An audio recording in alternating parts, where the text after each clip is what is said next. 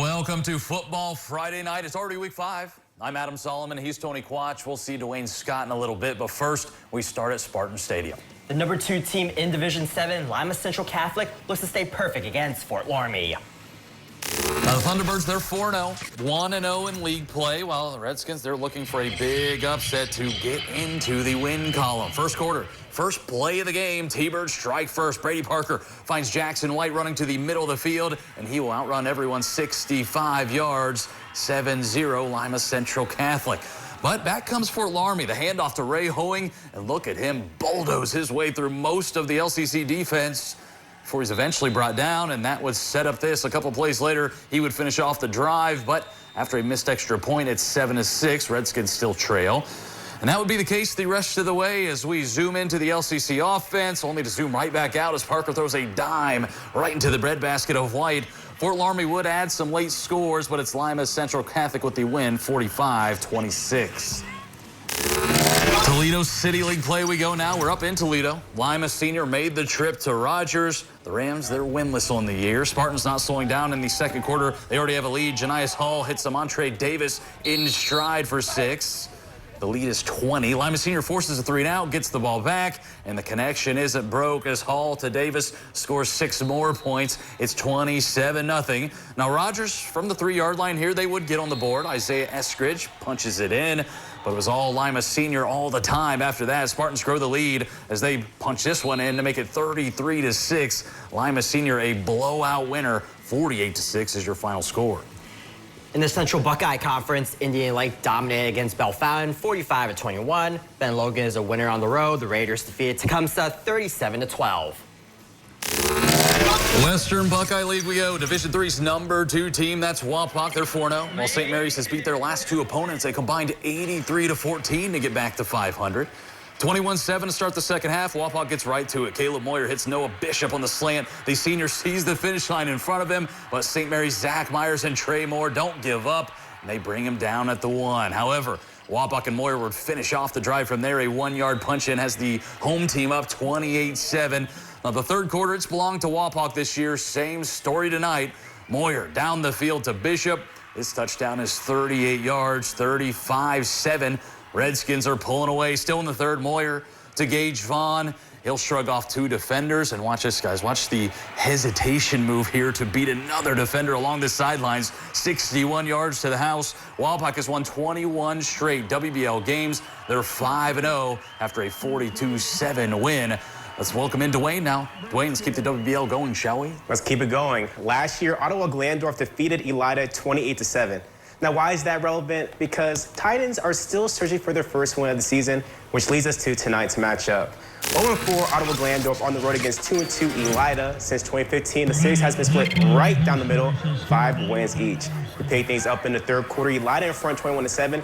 Jonan Snyder connects with senior Noah Jospal for the large gain and Bulldog first down. But moments later, the Titans defense would make a stand. Hudson Graymeyer and Zach Horseman combined for the sack right there, forcing Elida to settle for the field goal coming from the right foot of Colton Rader. His line drive is good right through the uprights. Bulldogs now lead 24-7. That was a missile. It was a very sloppy second half, fellas, as Ottawa Glandorf grabbed not 1, but 2 fumble recoveries with nothing to show for, as Elida went on to win this one 24-7. All right, we have a battle of the Wildcats between Bath and Kenton. Bath is trying to get back on track after suffering their first loss of the season to Shawnee. First drive for Bath is a success. Here's Mikey Hale with a 5-yard rushing touchdown. Bath leads 7-0. All right, later in the game, Bath pours it on with a QB sneak from Zach Welsh, and the Road Cats now go up 14-0. Kenton is looking to get on the board. Freshman QB Xavier Gammon will connect with Maddox Hommel. It's now a 14-6 game after a missed 2-point conversion from Kenton. Under 2 to go in the first, Welsh gets the ball right back in his hands, and he will find Logan Markley in the end zone. The Cats in blue now lead 21-6. But then after back-to-back sacks, Bath stays in control. They'll add on to their lead with another touchdown by Hale. Bath rolls in this one, 48-6. After a big road win last week over Bath, the Shawnee Indians looking to carry that momentum back to the crib tonight against Salina. On the game's opening drive, Whoopsies, bad snap. Logan Boomerman falls down on it, a gift from above. And just like that, the Bulldogs are knocking on Elita's doorstep with Parker Berkey wasting no time, taking the handoff and finding his way to the end zone for a touchdown and gives Atlanta the first points of the game, 7-0 Bulldogs. But Shawnee wouldn't flinch. On their next possession, J.J. Spiker fakes the handoff, sees something down the field, unloads it deep to Reese Davidson in stride, a 59-yard hookup for a touchdown. That ties the game up at 7. But Davidson was not done because in the second quarter, Indians backed up in their own territory. Davidson, with his momentum going the other way, turns to make the grab, and then somehow is able to go 98 yards to the house. Hey, Mr. Davidson, have yourself a day, young fellow. That was his second touchdown of the game as Shawnee win their third straight game, 35-21. Whoopsies, huh, Dwayne? The other WBL matchups right there, Van Wert outpaces the Defiance 36-27. Three Rivers Conference, Lehman Catholic dominates Troy Christian 64-6. Miami Valley League showing no match for Xenia tonight, 52-7. All right, it's time for our first break. Coming up, we turn to the MAC and plethora of ranked and ranked matchups, highlights, and scores straight ahead. You're watching Football Friday Nights. Come on, Redskins. Welcome back to Football Friday Night. We now turn our attention over to the MAC for a battle of unbeatens. That's right, Adam. Marion Local and New Bremen collide in our Spotlight Game of the Week. Tonight's Football Friday Night Spotlight Game is brought to you by Norada Lanes. All right, 4-0 Marion Local versus 4-0 New Bremen. The Flyers have won 68 straight games. The last team to beat them was the Cardinals back in 2020. How about this for a start? New Bremen receives a kickoff. Caleb Keller is off to the races. He cuts through the field, makes the man miss in the process, and no one is going to stop him. The senior is heading all the way to the end zone. Cardinals began the game with a kickoff return touchdown, courtesy of Mr. Keller. They lead 7-0. Well, Marion Local answers immediately. Brennan Hess hands it off to Camden Eifer, and the senior powers his way in for the score. We're now tied up at 7. In the second quarter, Flyers are now up 14-7. Hess to Kel Nagel. The 6-yard strike puts Marion Local up 20-7. Oh, boy. Same score in the second half. Hess decides to run it back with Nagel again. This time, it's a 37-yard connection. Flyers now lead 26-7. And if it ain't broke, well, what do we say, Adam? Don't fix it. Exactly. Hess drops back and he fires a dime to Nagel yet again. That's a 66-yard touchdown pass. Marion Local goes on to win 40-7. Flyers improve to 5-0, and they win their 69th straight game. The ranked matchups continue in the MAC. Anna is 7th in D6 at St. Henry, who currently sits at 4th in Division 7. Defense was the name of the game early on, but here's Charlie Whirling faking the handoff, finding a hole. A nice pickup for the senior QB there. Here he is again with the keep. This time, the Rocket defense, they're waiting on him. Nolan Wilt wraps him up for a loss in the backfield there. A couple of plays later, it's 4th down, and they're going to send one for the end zone. But look at T.J. Roberts. Nice defensive play down the field to keep this a scoreless game. But the Redskins learn from the previous drive. This time, the handoff goes to Will Speck. Back to Whirling, who launches to Carter LaGuire with nobody around. The flea flicker has the Redskins on top, and they would keep the lead until the end. St. Henry is a winner, 28-7.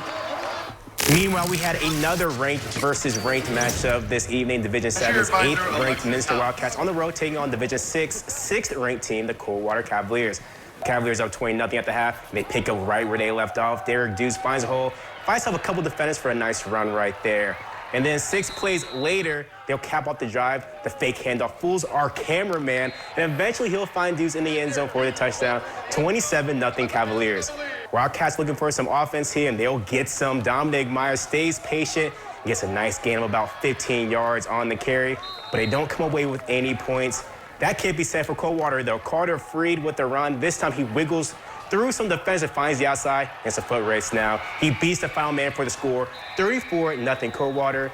The Wildcats will fight to the very end. They find themselves in the red zone with the clock ticking down. Meyer finds the edge and bullies his way into the end zone through 2 defenders. Coldwater come out on top, 34-7 is your final. That cameraman was Zach, but he had the the flea flicker from St. Henry shot well, so we'll call it even there. Rounding out the MAC, Versailles bounces back with a big win over Parkway, 43-7 to the Blanchard Valley Conference, where Macomb beat Ada 49-0, we're told. Sheesh. Pandora-Gilboa, a 10-point winner over Arlington, 24-14. Lipstick stays perfect with the 43-22 victory against Arcadia. Van Buren, a 48-0 winner over Riverdale. And Liberty Benton, Matt's happy about this. They stay on top with a 56-0 shutout of Elmwood.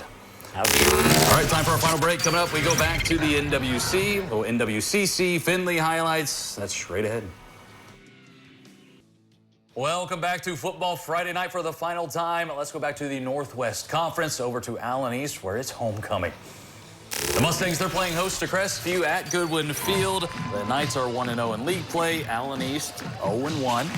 A back-and-forth battle in this one, including the first, but just as the quarter comes to an end, the Knights manage to strike first. Braxton Leaf takes it in from about 15 yards away, 7-0 Crestview.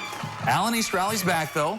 About 10 minutes left in the half we go. Miles McDormand takes the snap into a crowd, but he'll find his way into the end zone. We're knotted up at 7. Next series, Crestview driving. It's Braxton Leaf again, this time breaking through the line. And nothing but green grass in front of him. He's gone. Knights win a thriller here. 34-33 is your final score. All right, here's some other NWC scores. Bluffton wins big over Spencerville, 42-7. They remain unbeaten heading into next week's battle versus LCC, who is also unbeaten. That's nice. Yep. And the Columbus Grove Bulldogs went into Delphus, and they shut out the Jefferson Wildcats 49-0. All right, the NWCC, Perry takes on Hart Northern. The Commodores attempt to get over the 500 mark. Meanwhile, the Polar Bears are eyeing their second win of the season. We're scoreless in the fourth. Wyatt Tabino gets the handoff. He will find the end zone to put Perry on the board. But that's not all. The Commodores are going for two. It's Bradley McGill who gives the Commodores an 8-0 lead. And later in the fourth, it's Tabino with a 6-yard rush for another touchdown score. And the Commodores, they go on to win 14-0. Close one there. NWCC scoreboard we go now. Upper Scioto Valley falls to Ridgedale, 38-26, we're told. Waynesville Goshen falls to North Baltimore. A bigger gap there, 45-13 was the final. Elsewhere, Corey Rawson can't quite keep up with Elgin, 39-0 is your score there. Lastly, to the Northern Lakes lead, the 3-1 Findlay Trojans taking on a 2-2 Fremont Ross Little Giants. Findlay already up 28-0. Miles Bailey dropping back and fires a bomb to the end zone with Jed Scott on the receiving end of the touchdown. For another touchdown before the break, the Trojans will lead 35-0 at halftime and force a running clock for the second half. Findlay rolls to a shutout victory tonight, 42-0 the final. Trojans now winners of 4 in a row as they're back home next week to host Clay.